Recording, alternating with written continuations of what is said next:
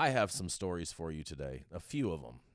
But we're going to start it off with this one because Ohio senators want to overhaul the legal marijuana law okayed by voters. And guess this, you guys, that's right, they want to axe home grow. Ohio lawmakers want to eliminate growing marijuana at home, increase the tax rate, and change who gets the money from the state's new legal marijuana program, according to a draft bill. Senators plan to add these changes to House Bill 86, an unrelated piece of legislation changing liquor policy. On Monday morning, a full Senate vote is expected as soon as Wednesday, and the overhaul comes after Ohio voters approved legal marijuana in a 57 to 43% vote last month. Senator Bill DeMora, Democrat from Columbus, said the proposed changes go against the will of the voters. And among the proposed changes, it would eliminate growing marijuana at home. Issue 2 allows 6 plants per person and 12 per household. An increase the tax on legal marijuana from 10 to 15%. Change how tax revenue would be spent. About 45% would go to Ohio's General Revenue Fund for state operations, and 30% to law enforcement training, and 15% for a substance abuse prevention and treatment fund, and 10% for a safe drivers program. It would also reduce the levels of THC, the substance responsible for the drug's effect. Under Issue 2, regulators must set a maximum amount of THC allowed in products, and that number must be at least 35% for plant material and 90% for extracts. Senators want to reduce that to 25% for plants and 50% for extracts. Marijuana could only be smoked or consumed in private residences, and ban products shaped like bears, cartoons, or fruit. It's not clear if these proposals have enough support in both chambers to take effect before Issue 2 does go into effect on Thursday, and DeMora said he hopes the committee will be open to changes. And in quotes, the voters passed this overwhelmingly in both rural and urban counties, he said. Under the new proposals, it's a shell of what was passed. Well, Ohio voters going to have to come back to the polls and maybe fire some elected officials, but nonetheless, we're going to see what happens. What do you guys think? These changes going to go into effect, or will they be unsuccessful, and then all of a sudden we just have legal adult use kicking in Ohio on Thursday? What do you guys have to say about this? This is Jason Beck for the High at 9 News. More rules for the trap just to break. Right? I mean, the percentages are just stupid, because then you're just going to have the labs just saying, okay, this is testing at this, and this is testing at this, and this is going to be their standard thing, and who's going to really care? I mean, here we go, right? When you reduce when you cap potency, it doesn't stop people from getting to the same place. If I have a tincture or something and it's 1/2 the potency of another tincture, people can just drink more tincture and they're going to get to that same place. So I think that's a little challenging. Also, if you cap flower potency at a certain percentage, you're penalizing growers who have an amazing round and have a higher potency. It's a little easier, and this comes from the liquor model, where with liquor or alcohol, you can take some of the alcohol out of your formulation without severely impacting it. But you can't do that with flour. So that seems pretty ill-formed at best, right? Doesn't make any sense. I don't see how this is supposed to work out. Yeah, no, I think how this is going to work out is you're just going to have companies paying labs for artificial test results, like you have happening here in California and across the country, where you have everyone paying for higher, and here in Ohio, people are going to be paying to be as close to that number as possible, and that's just going to be what the COA says, and people are going to believe it, whether it's the truth or not.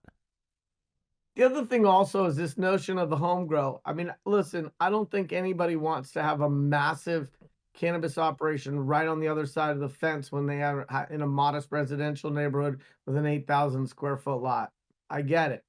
But the 6 plants per person, 12 plants per parcel, that seems like a reasonable guideline for home grow. Like, I'm not mad at that. And I am mad at anybody who tries to interfere with that. And I can only think that it's designed to prioritize companies that sell cannabis over end users who want to grow a little bit of their own. We don't See, have that really, restriction on homebrew beer. I Why I would we have that on cannabis? I totally agree with you, Earl. I think though that as opposed to the retailers, I think this is more put in there for law enforcement. Yeah, I'm not sure, but I do think that it flies in the face of some American principles which make this country amazing. Free choice, self-determination, individual rights. I could go on and on and on. I think banning home grows is a really bad thing. And I think Yep. that there Yep. it doesn't make any sense. And to your point, if it is so that law enforcement can have an easier way of enforcing and just going, okay, there's cannabis, Just this is coming not a into your commercial house. property. Just coming into your It house. You're denying citizens the right to their own God-given self-autonomy. Mm-hmm. I am, aside from keeping a dog from chewing on an extension cord here, stop that. Not good. I just think it's backwards policy. I thought we were past that. I thought we knew that that wasn't a policy, A, that was functional, or B, that supported a regulated space, or C, that decriminalized plants, or E, made up for, the failed policy that was prohibition and the way in which that was disproportionately eked out. It just, none of it makes any sense. And Ohio's, it's an exciting state. It's an exciting state. I was very optimistic about their next steps. This to Hold me on, hold seems on. like What's so exciting about Ohio?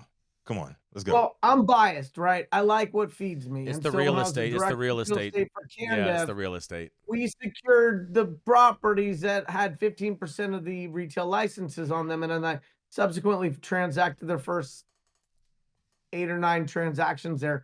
And so Ohio was good as a cannabis entrepreneur Right. in being an emerging and an evolving market.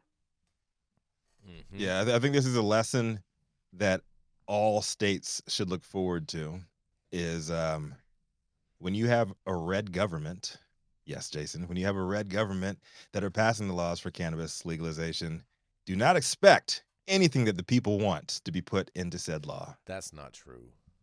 That's not true. You just have the wrong red Republicans doing it, and it's not all of them. It's just a Give handful. me a red state that moved forward with cannabis legislation that actually the people were listened to.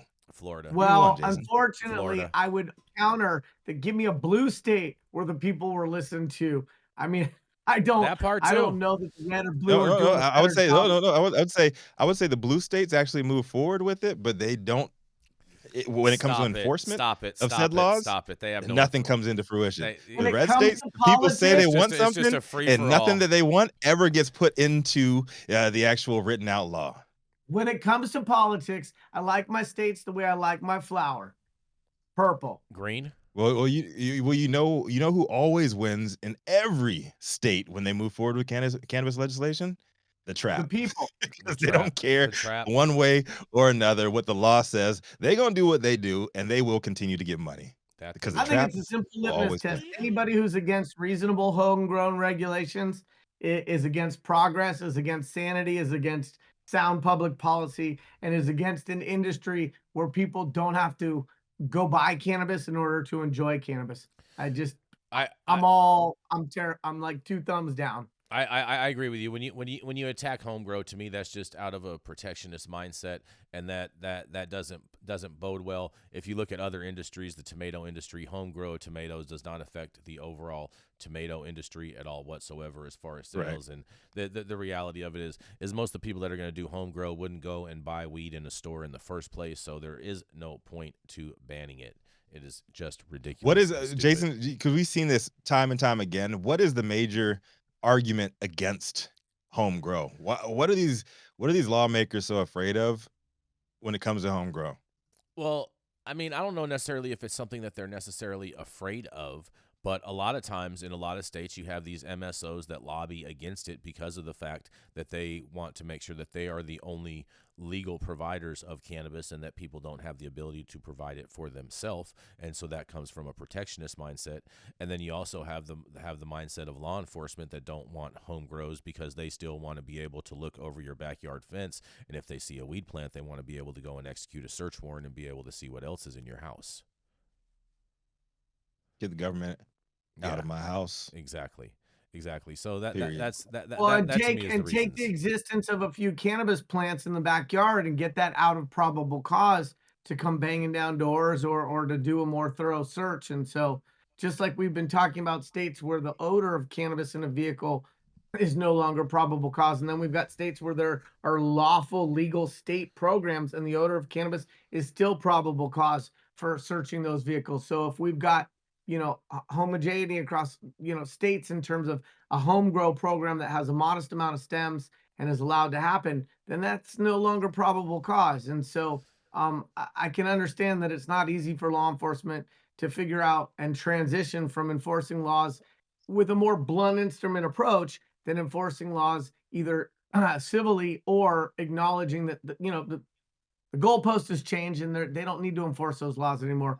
I just think that it's quite simply, if we know that cannabis is medicine and we know that we haven't unlocked and cracked the code on what that medicine is and the combination of cannabinoids to each other and everybody's endocannabinoid system, I just know that there are people out there in many states who have cancer who probably would benefit from especially oral ingestion, especially if they're doing things like chemo. And the moment grandma can't grow a few plants in her backyard, no matter what kind of progress we're making, I think we have to fight strenuously against those kind of backwards policies. And people say, look, it's terrible that there are people making money in regulated cannabis while there's still people in prison for cannabis. And that's absolutely one of those injustices that we can't continue to accept. And the other one is this notion that home grows are even optional in programs. If we're really going to